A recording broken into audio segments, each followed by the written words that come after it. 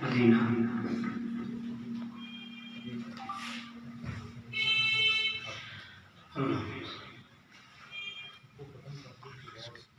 الحمدللہ رب العالمین والعاقبۃ للمتقین والصلاۃ والسلام علی من کان نبیا وآدم بین الماء والطین، اما بعد فاعوذ باللہ من الشیطان الرجیم، بسم اللہ الرحمن الرحیم۔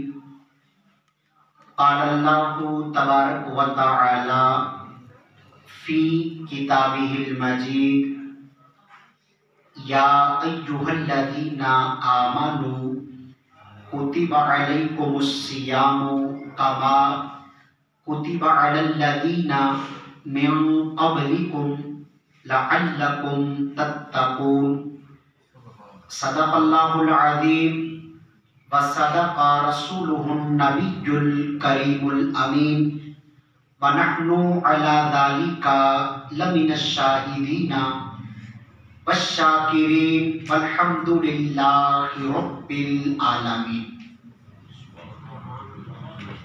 نہایت ہی واجب الاحترام بزرگوں، دوستوں، جتنے بھی مہمان آج انجمن فلاح المسلمین کے تحت یہ سابقہ سالوں کی طرح اس سال بھی افطار اجتماع ہے، آپ حاضر ہوئے، آپ سب کو السلام علیکم ورحمۃ اللہ وبرکاتہ۔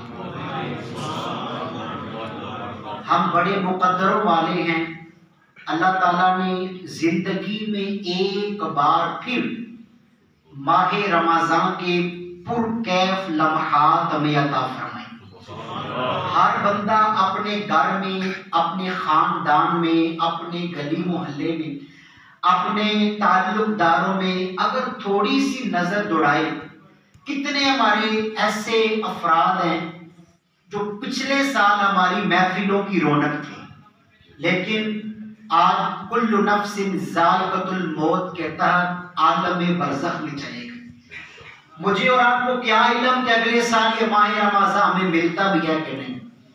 جو وقت ملا ہے اس کو نبی کریم علیہ السلام کے دین کے مطابق گزارنے کی نیت فرما لی۔ یہ ماہ رمضان تو وہ برکتوں والا مہینہ ہے جس کے بارے میں فقہا فرماتے ہیں اگر کوئی بندہ ماہ رمضان میں نفل پڑھتا ہے نا، اللہ اسے فرض کی مثل ثواب عطا فرماتا ہے۔ اگر کوئی بندہ فرض پڑھتا ہے، اللہ اپنی رحمت کاملہ سے 70 گنا بڑھا کے اجر عطا فرماتا ہے۔ اور یہ وہ واحد ماہ مقدس ہے جس کے بارے میں نزہۃ المجالس کے اندر علامہ امام عبد الرحمن الصفوری شافعی 480 سال پرانے بزرگ، 5 صدیہ پہلے کی، انہوں نے اپنے وقت میں نبی علیہ السلام کے دین پہ 2 جلدوں میں کتاب لکھی جس کتاب کا نام ہے نزہۃ المجالس۔ اس میں آپ نے بڑے پتے کی بات لکھی، فرماتے ہیں اللہ تعالیٰ کے بڑے ہی پیارے نبی حضرت سیدنا یعقوب علیہ السلام، اللہ تعالیٰ نے انہیں 12 بیٹوں سے نوازا تھا، مگر آپ سب سے زیادہ اپنے بیٹے جناب حضرت سیدنا یوسف علیہ نبینا و علیہ السلام سے محبت فرماتے تھے۔ آپ فرماتے ہیں اسی طرح اللہ تبارک و تعالیٰ کی ذات نے 12 ماہ پیدا فرمائے، اللہ ان 12 مہینوں میں سب سے زیادہ ماہ رمضان سے پیار فرماتا ہے۔ علامہ امام عبد الرحمن ابن جوزی علیہ، اللہ اکبر، تھوڑی دیر کے لیے غور کریں، ویسے بھی افطار کا وقت قریب ہے، قبولیت دعا کا یہ وقت ہوتا ہے، اللہ تعالیٰ بندے کی دعائیں قبول فرماتا ہے۔ تو یہ وہ بزرگ ہیں جن کے پاس وقت کے بادشاہ بھی حدیث پاک کا سبق پڑھتے تھے۔ امام جوزی کے نام سے آپ مشہور ہیں، آپ کا مکمل نام ابو الفرق امام عبد الرحمن ابن جوزی ہے۔ وقت کے وزراء آپ کے شاگرد تھے، پوری زندگی نبی علیہ السلام کے دین کا کام کیا، لوگوں کو قرآن و حدیث کا سبق دیا۔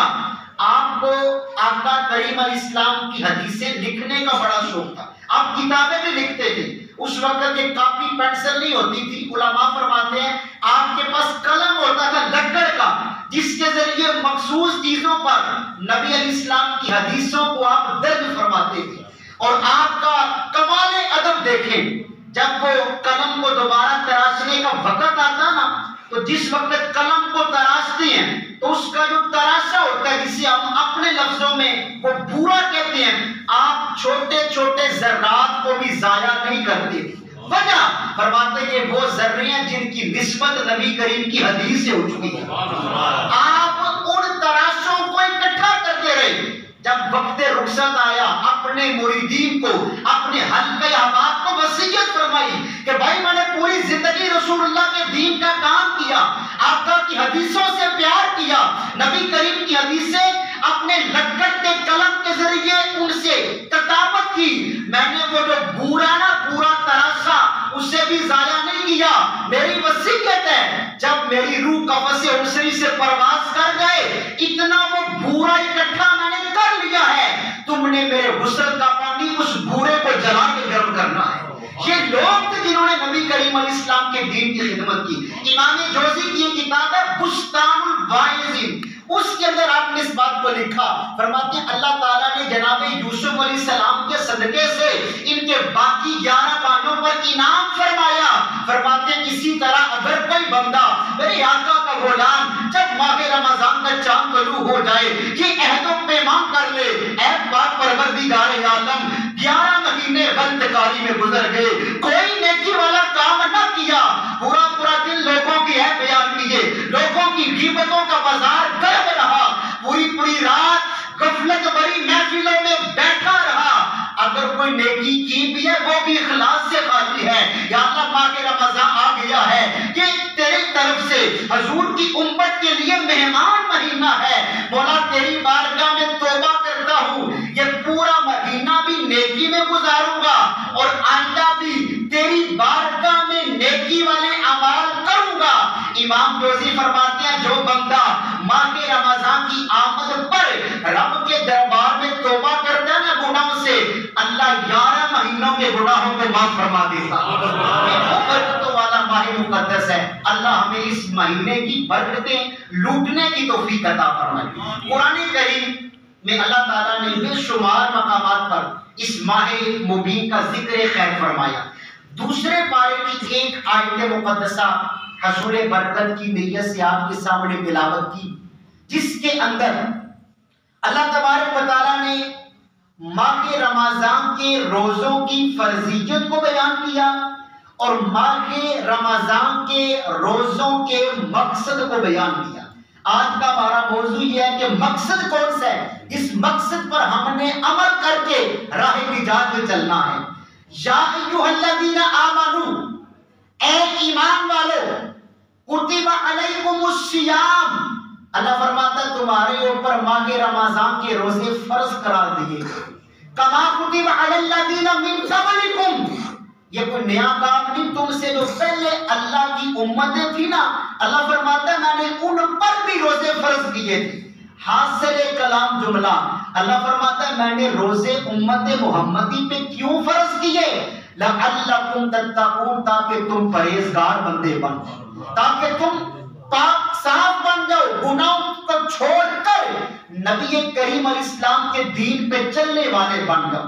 اب چند ایک حدیث حصول برکت کی نیت سے میں ماہ رمضان کی عظمت و شان کو عرض کرتا ہوں، اور اس کے بعد جو حاصل کلام لعلکم تتقون کی تفسیر سنتے ہیں کہ ہم نے پرہیزگار کیسے بننا ہے۔ ہمارے بزرگوں نے ہمارے لیے کیسے کیسے اقوال بیان کیے، ہماری کس انداز سے روحانی و باطنی ان اللہ والوں نے تربیت فرمائی۔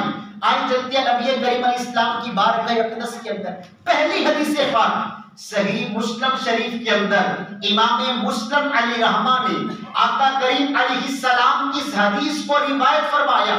آپ فرماتے ہیں ان سہل بن سعد، حضور کے بڑے پیارے صحابی حضرت سیدنا سہل بن سعد رضی اللہ تعالی، یہ وہ خوش نصیب صحابی رسول تھے، انہوں نے ایک مرتبہ جمعہ کے مبارک کو آپ اسماء رجال کی کتابیں اٹھائی، صحابہ کرام کی سیرت کے اندر یہ لکھا ہے، حضرت سعد بن سعد جمعہ کا دن تھا، مسجد نبی میں موجود تھے، دیکھا کہ نبی کریم علیہ السلام نا جب خطبہ جمعہ کے لیے آپ نے قیام کیا نا تو آپ نے محسوس کیا کہ نبی کریم علیہ السلام کو کھڑے ہونے میں نا کچھ تکلیف محسوس ہوئی، آپ نے کیا کیا، واپس چلے گئے، عالی شان لکڑ کا منبر تیار کروا کے میرے آقا کی خدمت میں لے گیا۔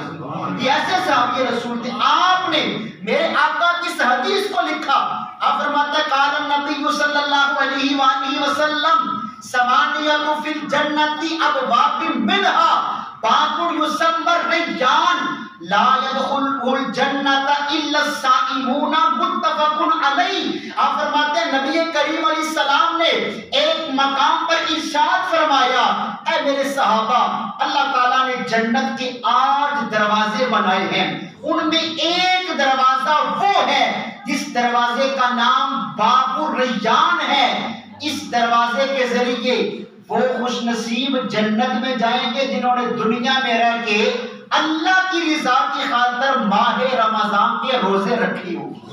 کتنی پیاری حدیث پاک ہے، اللہ تعالیٰ نے وہ دروازہ ہی مخصوص روزے داروں کے لیے کر دیا جس کا نام باب الریان ہے۔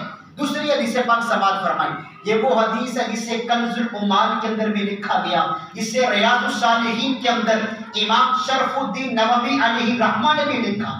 اس حدیث کو روایت فرمانے والے حضرت سیدنا عبداللہ بن مسعود، یہ بھی کوئی عام صحابی رسول نہیں، میرے کریم آقا علیہ السلام کے یہ وہ صحابی رسول ہیں جن کا لقب تھا صاحب النعلین والسواک والوسادہ، یعنی حضور سید عالم صلی اللہ علیہ وسلم آپ کے مقدس نعلین، آپ کا مقدس تکیہ اور آپ کی مقدس مسواک بھی بعض اوقات ان کے پاس ہوا کرتی تھی۔ ان کا معمول یہ تھا جب نبی کریم علیہ السلام کسی جگہ سفر کا ارادہ فرماتے نا، یہ میرے آقا کی خدمت میں نعلین مقدسین پیش کیا کرتے تھے۔ اگر میرے آقا کسی جگہ بیٹھنے کا ارادہ فرماتے، یہ سرکار کی خدمت میں مسواک اور تکیہ پیش کیا کرتے تھے۔ ان کا لقب بھی صحابہ کرام کے اندر یہ مشہور ہو گیا کہ یہ وہ صحابی رسول ہیں جن کا لقب بھی صاحب النعلین والوسادہ پڑ گیا۔ آپ نے میرے آقا کی اس حدیث کو لکھا، آپ فرماتے ہیں قال النبی صلی اللہ علیہ وسلم، ایک مقام پہ اللہ کے سونے محبوب علیہ السلام نے فرمایا، اے میرے صحابہ، الصیام والقرآن یشفعان للعبد یوم القیامہ، جب قیامت کا دن ہوگا نا، ماہ رمضان کا روزہ اور اللہ کا پاک کلام قرآن کریم رب کی بارگاہ میں سفارش کریں گے۔ اب سفارش کیا ہوگی؟ میرے آقا فرماتے ہیں وَيَقُولُ الصِّيَامُ، سب سے پہلے ماہ رمضان کا روزہ رب کی بارگاہ میں عرض کرے گا، اَيْ رَبِّي مَنَعْتُهُ النَّهَارَ بِالشَّهَوَاتِ، یا اللہ یہ تو وہ بندہ ہے جو پورا دن تیری رضا کی خاطر بھوک برداشت کرتا تھا، پورا دن تیری رضا کی خاطر پیاس برداشت کرتا تھا، پورا دن تیری رضا کی خاطر نفسانی خواہشات سے رکے رہتا تھا، فَشَفِّعْنِي فِيهِ، یا اللہ اس کے حق میں میری شفاعت قبول فرما۔ میرے آقا فرماتے ہیں وَيَقُولُ الْقُرْآنِ، اب رب کا کلام قرآن پاک اللہ کی بارگاہ میں عرض کرے گا، یا ربی منعتہ النوم باللیل، یا اللہ یہ تو وہ بندہ ہے جو راتوں کو اٹھ اٹھ کے میری سورتیں پڑھا کرتا تھا، میری تلاوت کیا کرتا تھا، فَشَفِّعْنِي فِيهِ، اے اللہ میری بھی سفارش قبول فرما۔ میرے کریم آقا علیہ السلام نے فرمایا، اے صحابہ دیکھنا میرا رب فیصلہ کیا فرمائے گا، حدیث پاک کے جملے ہیں فَيُشَفَّعَانِ، اللہ تعالیٰ دونوں کی سفارشوں کو قبول فرما لے گا۔ جن لوگوں نے دنیا میں رہ کے ماہ رمضان کا ادب کیا ہوگا، ماہ رمضان کے روزے رب کی رضا کی خاطر رکھے ہوں گے، جن لوگوں نے تعلیمات قرآن کریم کے مطابق اپنی زندگی کے دن، اپنی زندگی کی راتیں گزاری ہوں گی، اللہ ان سب کو جنت کی اعلیٰ نعمتیں عطا فرما دے گا۔ نعرہ تکبیر، نعرہ رسالت، نعرہ رسالت، ہر صحابی نبی ہر صحابی نبی تیسری حدیث پاک سماعت فرمائیں. اس حدیث پاک کو امام بخاری علیہ رحمہ نے اپنی صحیح بخاری کے اندر نقل فرمایا. امام بخاری وہ اللہ کے نیک ولی کامل تھے، ایسے ایک عظیم تھے، اللہ اکبر، جن کے بارے میں تاریخ کی کتابوں کے اندر لکھا ہے کہ بچپن کے عالم میں یہ نابینا ہو گئے تھے، ان کی آنکھوں کا نور چلا گیا. ان کی ماں زمانے کی ولیہ تھی. آج جس کی ماں امام بخاری کی ماں کا ذکر ہو رہا ہے، ایک دن ان پہ اللہ کا کرم ہوا. اللہ کے نبی حضرت ابراہیم علیہ السلام کی خواب میں زیارت ہوئی.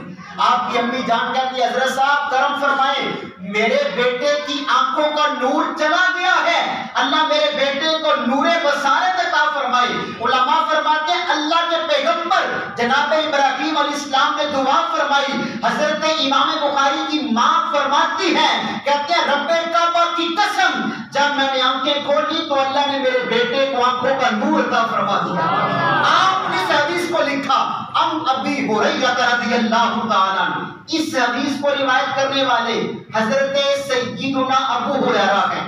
اللہ اکبر، یہ وہ صحابی رسول ہیں جن کا نام ان کے گھر والوں نے عبد الشمس رکھا تھا، لیکن جب اسلام قبول کیا ایک روایت کے مطابق میرے آقا نے ان کا نام عبداللہ رکھا، ایک روایت کے مطابق عبد الرحمن رکھا. وہ صحابی رسول جن کے بارے میں علماء فرماتے ہیں نبی کریم علیہ السلام نے ایک مقام پر ارشاد فرمایا، اے میرے صحابہ، مجھ سے قبل اللہ کے جتنے بھی پیغمبر آئے اللہ نے سب کو اپنی اپنی امتوں میں ایک ایک حکیم عطا فرمائے تھے. اللہ نے جو میری امت کو حکیم دیے ہیں وہ حضرت ابو ہریرہ ہیں. 7574 حدیث آپ سے روایت ہیں، جن میں سے 5774 وہ احادیث ہیں آپ کی مروی جو روایات ہیں جن کو امام بخاری نے اپنی بخاری شریف کی زینت بنایا. اور وہ صحابی رسول کس انداز سے یہ لوگوں کو آخرت کا درس بھی دیا کرتے تھے. علماء نے اپنی کتب کے اندر لکھا، سیر الصحابہ کتاب ہے 3 جلدوں کے اندر صحابہ کرام کی عظمت و شان پہ، صحابہ کی تاریخ پہ، سیرت پہ، جس کی پہلی جلد کے اندر یہ بات موجود ہے. ایک بندے نے مدینہ پاک کے اندر نا اپنے مکان کی تعمیر کی، نیا مکان بنایا. اب وہ ایک دن مکان تیار ہو گیا، اپنے مین گیٹ پہ نا باہر گلی میں اپنے مکان کا جائزہ لے رہا ہے. سامنے سے میرے آقا کے صحابی حضرت ابو ہریرہ کا گزر ہوا. سوچا کہ یہ صحابی رسول ان کی برکت حاصل کرتا ہوں. کہتا ہے حضرت صاحب رکے، نیا میں نے مکان بنایا ہے، میرا دل کرتا ہے میں اپنے مکان کے باہر کوئی جملہ لکھواؤں. ہم بھی بعض اوقات لکھتے ہیں نا، کوئی سبحان اللہ لکھتا ہے، کوئی ھذا من فضل ربی لکھ دیتا ہے، طرح طرح کے جملے. مجھے بتائیں میں اپنے مکان کے باہر لکھواؤں کیا؟ اللہ اکبر، اللہ والے ہیں جو اللہ سے ملا دیتے ہیں. کیا شان تھی آپ کی. حضرت سیدنا ابو ہریرہ نے پتہ کیا فرمایا؟ فرمایا میرا تو دل کرتا ہے تم اپنے مکان کے مین گیٹ پہ 3 ہی باتیں لکھواؤ، 3 جملے لکھواؤ. پہلا جملہ یہ لکھواؤ، یہ گھر ویران ہونے کے لیے بنایا گیا. دوسرا جملہ یہ لکھواؤ کہ میرے گھر میں رہنے والی اولاد فوت ہونے کے لیے ہے. اور تیسرا یہ لکھواؤ میرا جتنا بینک بیلنس ہے نا یہ میں چلا جاؤں گا، یہ میرے رشتہ داروں کے لیے ہے. یہ تھی فکر آخرت. آپ نے اس کو درس یہ دیا، بھائی عالی شان مکان سدا نہیں رہے گے، سدا رہے گا تو تیرا عمل رہے گا جو تیری قبر کے اندر جائے گا. فرمایا تیرے گھر میں رہنے والے، تیرا باپ بھی چلا گیا دنیا کو چھوڑ کے، تیرا دادا بھی چلا گیا، ایک وقت آئے گا تو بھی چلا جائے گا، تیرا مال و دولت تیرے رشتہ دار سنبھال لیں گے. آخرت کا کس انداز یہ لوگ ہمیں ذہن دیا کرتے تھے. آپ نے اس حدیث کو روایت فرمایا، فرماتے نبی پاک علیہ السلام نے فرمایا من صام رمضان ایمانا و احتسابا غفر له ما تقدم من ذنبه.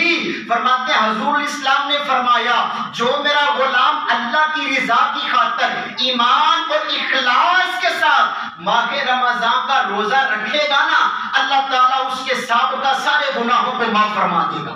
آگے فرمایا من قام رمضان ایمانا و احتسابا غفر له ما تقدم من ذنبه. آگے فرماتے ہیں سرکار نے صرف رمضان کے دن کا ذکر نہیں کیا بلکہ حضور فرماتے ہیں جو بندہ ماہ رمضان کی راتوں میں جاگے گا، اللہ کا ذکر بلند کرے گا، نوافل کی کثرت ماہ رمضان کی راتوں میں کرے گا، اللہ اس کی بھی سابقہ زندگی کے گناہوں کو معاف فرما دے گا۔ آگے فرماتے ہیں سرکار کا فرمان ہے من قام لیلۃ القدر ایمانا واحتسابا غفر له ما تقدم من ذنبه، جو بندہ ماہ رمضان کی شب قدر کو جا کے گزارے اللہ اس کی زندگی کے بھی گناہوں کو معاف فرما۔ اب یہ 3-4 وہ حدیثیں تھیں تو ماہ رمضان کی رغبت والی تھی، ہمیں فضیلت پر ابھارنے والی تھی۔ اب ایک حدیث وہ سنتے ہیں جو لوگ ماہ رمضان کی بے ادبی کرتے ہیں، ان کے بارے میں میرے آقا کا کیا فرمان ہے۔ الترغیب والترہیب، یہ بھی حدیث پاک کی کتاب ہے، اس کتاب کے اندر میرے کریم آقا اسلام کی حدیث موجود ہے۔ ان کعب بن عجرہ، میرے آقا اسلام کے ایک اور بڑے صحابی جن کا نام حضرت سیدنا کعب بن عجرہ ہے۔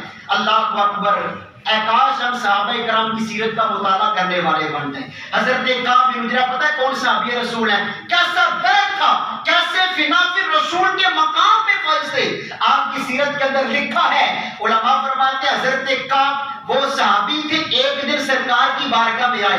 آج میں نے کسی سے ملنا ہو نا، کوئی رستے میں بندہ آ جائے، بھائی کدھر جا رہے ہیں؟ یہ فلاں قاری صاحب سے ملنے، فلاں علامہ صاحب سے، فلاں دکاندار سے۔ کبھی ہم نے سوچا جب صحابہ کرام میرے آقا کے آستانے پہ آتے تھے تو جواب کیا ہوتا تھا؟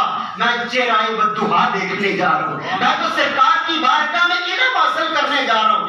آپ نے کتنے ارادہ کیا سرکار کی مجلس پاک میں جاؤں، آقا کا دیدار کروں، حضور سے اکتساب علم کروں۔ کہتے جب میں سرکار کی بارگاہ میں آیا نا تو میں نے محسوس کیا کہ نبی کریم علیہ السلام کو نا شدت سے بھوک لگی ہے۔ کہتے میں نے محسوس کر لیا حضور علیہ السلام نا بھوک کے عالم میں۔ کہتے ہیں کہ عجب بات ہے، میرے پاس ایک بھی درہم نہیں تھا، میری جیب میں 1 روپیہ بھی نہیں تھا، لیکن دیکھیں جنہوں نے کرنا وہ کیا کچھ کر لیتے ہیں۔ ادب تھا، انداز تھا، عشق رسول تھا۔ فرماتے ہیں میں نے سوچا سرکار اسلام کے لیے کوئی کھانے کا اہتمام کرنا ہے، اب کروں تو کیا کروں؟ کہتے ہیں کہ میں نے سوچا تھوڑی دیر بعد نکلتا ہوں، کچھ پلان بناتا ہوں پھر آتا ہوں۔ کہتے ہیں میں باہر تھوڑا دور گیا نا، میں نے دیکھا کہ ایک بندہ تھا جو یہودی تھا، اس کے پاس کافی زیادہ چوہارے پڑے تھے۔ میں نے سوچا ویسے مانگوں گا بڑی شرم آئے گی، اور وہ نا کنویں سے ڈول کے ذریعے پانی نکال رہا تھا۔ میں نے کہا یار تیری مہربانی، تھوڑی دیر کے لیے اگر تیرے ڈول کے ذریعے تیرا پانی میں نکال دوں تو تو میری کو خدمت کر دے گا؟ کہتا ہے کہ میں ویسے ہی تھکا ہوا ہوں، 1 ڈول کے بدلے 1 چوہارا تجھے دوں گا۔ کہتے ہیں مجھے بڑا مزہ آیا، کافی ڈول میں نے پانی نکالا نا، کافی زیادہ اس کی اجرت پہ یعنی دیہڑی لگائی، مجھے چوہارے ملے۔ کہتے ہیں میں بڑا خوش دوڑتا ہوا سرکار کی بارگاہ میں آ گیا۔ میں نے کہا یا رسول اللہ آپ کی خاطر میں نے یہ چوہارے لے کے آئے۔ یہ وہ صحابہ تھے جن کا انداز کیسا تھا، کیسا عشق رسول رب نے عطا فرمایا۔ آپ فرماتے ایک دن میں مسجد نبوی کے اندر تھا، حضور کے اور بھی صحابہ موجود تھے۔ کہتے ہیں احضروا المنبر، حضور نے اچانک اعلان فرمایا اے میرے صحابہ جلدی سے میرے ممبر کے قریب آ جاؤ۔ کہتے ہیں فحضرنا، ہم سارے سرکار کے ممبر کے قریب آئے۔ کہتے ہیں جب قریب آئے نا تو نبی کریم علیہ السلام نے کیا کیا؟ فلما ارتقى الدرجة الأولى، کہتے ہیں سرکار نے ممبر کی پہلی سیڑھی پہ قدم رکھا، قالت آمین، آقا نے اپنی مبارک زبان سے فرمایا آمین۔ کہتے ہیں فلما ارتقى الدرجة الثانية، نبی کریم علیہ السلام نے ممبر پاک کی دوسری سیڑھی پہ قدم رکھا، پھر فرمایا آمین۔ فلما ارتقى الدرجة الأخرى، ممبر پاک کی آخری سیڑھی پہ سرکار جلوہ گر ہوئے نا، حضور نے پھر فرمایا آمین۔ صحابہ کہتے ہیں ہم بڑے حیران و پریشان تھے، کوئی محفل کلام بھی نہیں، کوئی گفتگو کرنے والا نہیں، نبی پاک علیہ السلام کس کی باتوں میں آمین فرما رہے ہیں؟ کہتے ہیں فلما نزل، حضور نے بعض و نصیحت فرمایا، ممبر پاک سے نیچے اترے نا، ہم نے کہا فدا کا ابی و امی یا رسول اللہ، آقا ہمارے ماں باپ آپ پہ قربان، لقد سمعنا منک اليوم ما كنا شيئا نسمعه۔ آقا پہلی سیڑھی پہ قدم رکھا، آپ نے فرمایا آمین، دوسری پہ قدم رکھا پھر فرمایا آمین، تیسری پہ قدم رکھا پھر فرمایا آمین۔ کوئی گفتگو کرنے والا نہیں، کوئی وجہ ارشاد فرما دے۔ آقا فرماتے ہیں کہ جب میں نے فلما رقیت الدرجة الأولى، ممبر کی پہلی سیڑھی پہ قدم رکھا، آتانی جبریل، جبریل امین میری بارگاہ میں حاضر ہوئے۔ آگے کہتے ہیں یا رسول اللہ بعد من ادرک رمضان فلم یغفر لہ، آقا آپ کا وہ امتی اللہ کی رحمت سے دور چلا جائے جو اپنی زندگی میں ماہ رمضان پائے اور رب سے بخشش نہ کروا سکے۔ کہتے ہیں میں نے فرما دیا آمین۔ جب میں نے ممبر کی دوسری سیڑھی میں قدم رکھا، جبریل امین کہتے ہیں بعد من ادرک من ذکرت عنہ فلم یصلی علیہ، آقا وہ امتی بھی اللہ کی رحمت سے دور چلا جائے جس کے سامنے آپ کا نامی لیا جائے مگر وہ آپ کی ذات پر درود و سلام نہ پڑے۔ حضور فرماتے ہیں میں نے پھر فرما دیا آمین۔ کہتا ہے جب میں نے تیسری سیڑھی پہ قدم رکھا نا، جبریل امین کہتے ہیں بعد من ادرک ابویہ الکبار احدہما او کلاہما فلم یدخلہ الجنہ، آقا آپ کا وہ امتی بھی اللہ کی رحمت سے دور چلا جائے جو اپنی زندگی میں بوڑھے ماں باپ کو پائے یا ان میں سے کسی ایک کو پائے اور ان کی خدمت کر کے رب سے جنت نہ حاصل کر سکے۔ فرماتے ہیں میں نے پھر فرما دیا آمین۔ اب اس حدیث پاک سے کیا سبق ملا؟ حضور کیا فرما رہے ہیں؟ جو رمضان کی قدر نہیں کرتا اس پہ رب کی لعنت نہیں ہو، وہ اللہ کی رحمت سے دور چلا جائے۔ آگے اللہ تعالیٰ نے کیا بیان کیا؟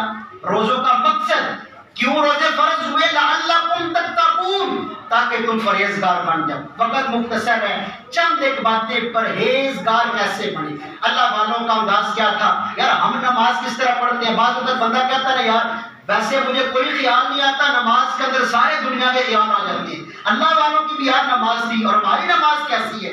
چند ایک جملے تقوی کے حوالے سے ہم پرہیزگار کیسے بنے۔ روزے رکھ کے اللہ فرماتا ہے نیک بن جاؤ، توبہ کرو میری بارگاہ میں، گناہ چھوڑ دو۔ اب وہ کیسے لوگ تھے جنہوں نے ہمیں گناہ سے بچنے کے طریقے بتائے، نیکی کے راہ پہ چلنے کے اصول بیان کیے۔ ایک بہت بڑے ولی کامل حضرت سیدنا خاتم اسم رحمت اللہ تعالیٰ، تین باتیں آپ کی میں ذکر کروں گا۔ اللہ اکبر، کیسے یہ صلاحات تھے، آپ کی نماز کیسی تھی۔ ایک کتاب ہے جس کتاب کا نام ہے تفسیر روح البیان کے اندر شیخ اسماعیل حقی نے اس بات کو لکھا۔ ایک اور بزرگ ہیں صدیوں پرانے، امام شہاب الدین کلیوبی کا نام ہے، ان کی ایک کتاب ہے حکایات کلیوبی، اس کے اندر آپ نے لکھا، فرماتے ہیں کہ حضرت سیدنا خاتم اسم ایک دن اپنے علاقے کے بہت بڑے ولی کامل حضرت سیدنا عاصم بن یوسف سے ملاقات کے لیے گئے۔ اللہ والوں کا یہ سنت طریقہ ہے کہ وہ اپنے سے بڑے عالم اور صوفی کے پاس فیض حاصل کرنے کی نیت سے جاتے ہیں۔ فرماتے جب میں حضرت عاصم بن یوسف کی بارگاہ میں پہنچا نا، انہوں نے مجھ سے فرمایا کہ اے خاتم اسم، یہ تو مجھے پتا تم نماز پڑھتے ہو، لیکن یہ نہیں پتا تم نماز کیسے پڑھتے ہو، مجھے اپنی نماز کا طریقہ بتاؤ۔ اب ہم سے بھی پوچھے، ہم کہیں گے وضو کرتے ہیں، کانوں کو ہاتھ لگائے، ہاتھ باندھ لیے، رکوع کیا، سجدہ کیا، تشہد، سلام پھیر دیا، یہی نماز ہے۔ آپ نے فرمایا کہ اپنی نماز کا مجھے طریقہ بتاؤ۔ اللہ اکبر، حضرت خاتم اسم نے اپنی نماز کا طریقہ بتایا۔ یہ تھے لعلکم تتقون کے مصداق لوگ جنہوں نے پرہیزگاری اختیار کی۔ آپ فرماتے ہیں عاصم بن یوسف جب نماز کا وقت ہوتا ہے نا تو میں خالی وضو نہیں کرتا بلکہ وضو کامل کرتا ہوں۔ اب کامل وضو کون سا ہے؟ فرماتے ہیں ہاتھ دھوتا ہوں نا، رب کی بارگاہ میں یہ عہد کرتا ہوں یا اللہ تیری بندگی کے لیے ہاتھ دھو رہا ہوں، میرے ہاتھوں کے گناہوں کو معاف فرما دے۔ چہرے پہ پانی ڈالتا ہوں، کہتا ہوں یا اللہ یہ ماتھا تیری دربار میں تیری بارگاہ میں جھکے گا، میری آنکھوں کے، میرے کانوں کے، میرے ہونٹوں کے، میری زبان کے گناہ معاف فرما دے۔ سر پہ مسے کے لیے سر کو تر کرتا ہوں نا، عرض کرتا ہوں یا اللہ میرے سر میں اگر کوئی شیطانی خیالات ہیں وہ دور فرما دے، کیونکہ تیری بندگی کا وقت آ چکا ہے۔ جب پاؤں دھوتا ہوں تو کہتا ہوں یا اللہ انہیں ثابت قدم رکھنا صراط مستقیم پہ۔ فرماتے ہیں جب وضو کرنے کے بعد نماز کے لیے کھڑا ہوتا ہوں نا تو میں کیا کرتا ہوں؟ وَأَرَى الْكَعْبَةَ بَيْنَ حَاجَبِي، فرماتے ہیں کہ میں خالی تصور نہیں کرتا کہ میرے سامنے قبلہ ہے، بلکہ میں دیکھتا ہوں میرے سامنے خانہ کعبہ ہے، جلوے دیکھتا ہوں خانہ کعبے کی۔ کہتے ہیں پھر فرماتے ہیں کہ وَالْمَقَامَ صَدْرِي بِحَيَانِي، پھر میں یہ تصور کرتا ہوں میرے سینے اور دل کی سیدھ میں مقام ابراہیم ہے۔ پھر میں کہتا ہوں فَاللَّهُ يَعْلَمُ فَوْقَ مَا قَلْبِي، تیسرا میرا تصور یہ ہوتا ہے میرا اللہ میرے دل کو دیکھتا ہے، میرے رب کی توجہ میرے دل کے اوپر ہے۔ کہتا ہے پھر کیا کرتا ہوں؟ وَكَانَ قَدَمِي عَلَى الصِّرَاطِ، پھر یہ نہیں سوچتا کہ میں مسجد کی قریب میں نماز پڑھ رہا ہوں، میں کسی صحرا میں نماز پڑھ رہا ہوں، پھر یہ سوچتا ہوں میں پل صراط پہ کھڑا ہو چکا ہوں۔ پل صراط جہنم کے اوپر بنایا گیا پل، بال سے بھری، تلوار سے تیز۔ فرماتے پھر کہتا ہوں وَالْجَنَّةُ عَنْ يَمِينِي، پل صراط میں کھڑا ہوں، جنت میرے دائیں طرف ہے۔ وَالْجَهَنَّمُ عَنْ شِمَالِي، دوزخ میرے بائیں طرف ہے۔ وَمَلَكُ الْمَوْتِ خَلْفِي، میری موت کا فرشتہ میرے پیچھے لگا ہوا ہے، میری موت میرا تعاقب کر رہی ہے. اور پھر وَأَظَنُّ أَنَّهَا آخِرُ الصَّلَوَاتِ، پھر یہ تصور باندھتا ہوں یہ نماز میری زندگی کی آخری نماز ہے. اس کے بعد فرماتے ہیں ثم اکبر تکبیرا باحسان، پھر میں احسان کے ساتھ تکبیر کہتا ہوں. بھائی احسان کیا چیز ہے؟ حدیث جبریل علماء موجود ہیں درس نظامی کی کتابوں میں نا دورہ حدیث میں حدیث جبریل پڑھائی جاتی ہے. اس حدیث کے اندر جبریل امین نے سوال کیا آقا احسان کسے کہتے ہیں؟ میرے آقا فرماتے ہیں احسان کا مطلب یہ ہے تو نماز پڑھے اور نماز میں رب کی ذات کا دیدار کرے. اگر تیرے اندر یہ کیفیت نہیں پھر یہ سوچ تو نماز پڑھ رہے مگر تیرا رب تجھے دیکھ رہا ہے. فرماتے جب میں تکبیر کہتا ہوں رب کی ذات کے جلوے دیکھتا ہوں. کہتا ہے پھر فرماتے ثم اکبر تکبیرا باحسان کے بعد میں قیام کرتا ہوں بالتضرع، خشوع و خضوع کے ساتھ قرآن کی تلاوت کرتا ہوں. وارکع رکوعا بالتضرع، خشوع و خضوع کے ساتھ رب کی بارگاہ میں رکوع کرتا ہوں. واسجد سجدا بالخشوع، پھر میں خشوع و خضوع کے ساتھ رب کی بارگاہ میں سجدہ کرتا ہوں. حضرت عاصم بن یوسف نے جب حضرت خاتم اعظم کی نماز کی کیفیت کو دیکھا نا پوچھا ہے خاتم اعظم ذرا ٹھہرو مجھے یہ بتاؤ یہ نماز کتنے عرصے سے پڑھ رہے ہو؟ عرض کی حضرت صاحب دعا کرے میرا رب میری نماز کو قبول کر لے. زیادہ وقت نہیں ہوا صرف 30 سال سے میں نماز پڑھ رہا ہوں.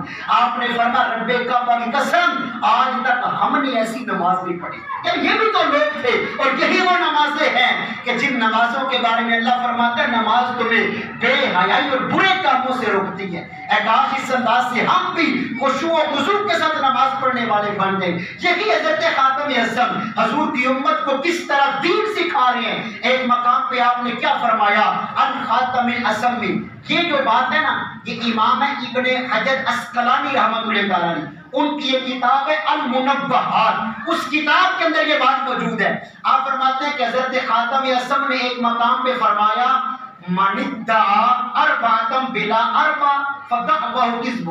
فرماتے ہیں ہمارے سامنے کئی مرتبہ بندہ بڑے بڑے دعوے کرتا ہے. ہماری بھی زندگی کے اندر کسی بندے کو دیکھیں گے نا وہ کیا کہے گا وہ میرے بڑے لمبے ہاتھ ہیں میں یہ بھی کر دوں گا، میری بڑی پاور ہے میں یہ بھی کر دوں گا. فرماتے ہیں دعوے ہوتے ہیں مگر اندر سے کھوکھلے ہوتے ہیں، دعووں میں پورا نہیں اترتے. فرماتے ہیں جس بندے نے دعویٰ کیا اور دعوے پہ پورا نہ اترا وہ 4 قسم کے بندے ہیں جو جھوٹے دعوے کر رہے ہیں. اللہ اکبر. اب وہ دعوے کون سے ہیں؟ حضرت خاتم اعظم فرماتے ہیں من ادعا حب اللہ، پہلے نمبر پہ بندہ دعویٰ کرتا ہے مجھے اللہ سے بڑا پیار ہے، مجھے اللہ کی ذات سے بڑی محبت ہے. لیکن فرماتے ہیں وَلَمْ يَنْتَهِ عَنْ مَحَارِمِ اللَّهِ، اللہ نے جن چیزوں سے منع کیا ان سے رکتا ہی نہیں. یہ کیسے دعوے دار ہیں؟ جن چیزوں سے رک جانے کا رب نے کہا ان کاموں کو نہیں چھوڑتا اور دعوے اللہ سے محبت کے کر رہے. فرماتے ہیں یہ اپنے دعوے میں جھوٹا ہے. دوسرے نمبر پہ آپ فرماتے ہیں من ادعا حب نبیہ، بندہ دعویٰ کرتا ہے مجھے نبی پاک کی ذات سے بڑا پیار ہو چکا ہے، مجھے حضور کی ذات سے بڑا عشق ہو گیا ہے. لیکن بکاری الفقراء والمساکین، محبت کے دعوے کرتا ہے مگر غریب فقیر اور مسکین بندے کی خدمت نہیں کرتا، خیر خواہی نہیں کرتا، صلہ رحمی نہیں کرتا. فرماتے ہیں یہ بھی نبی پاک سے محبت کا جھوٹا دعویٰ کر رہا ہے.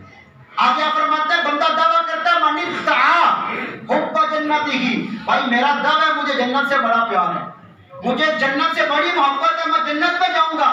لیکن آپ فرماتے ہیں وَلَمْ يَتَصَدَّقْ، جنت کے دعوے کرتا مگر اللہ کی بارگاہ میں صدقہ و خیرات نہیں کرتا، خیر خیر نہیں کرتا. آگے آپ نے فرمایا من ادعا، بندہ دعویٰ کرتا بھائی میں جہنم کی آگ سے بچوں گا. لیکن فرماتے ہیں کہ افسوس پھر بھی کام وہی کرتا ہے جو جہنم میں جانے والے ہوتے ہیں. اب ان لوگوں کی باتوں پر یار ہم غور کریں، ان اللہ والوں نے ہماری کیسی تربیت فرمائی، ہمارا عمل کیسا ہے، ان اللہ والوں نے ہمیں زندگی گزارنے کا کیسا طریقہ بتایا. یہی وہ لوگ تھے جن کا پورا پورا دن یاد الہی میں گزرتا تھا، پوری پوری رات عشق رسول کریم میں گزر جایا کرتی تھی. یہ عقیدہ اہل سنت کا. میرے آقا علیہ الصلوۃ والسلام آپ کے بعد اس دنیا میں جو افضل کی ہستی ہے وہ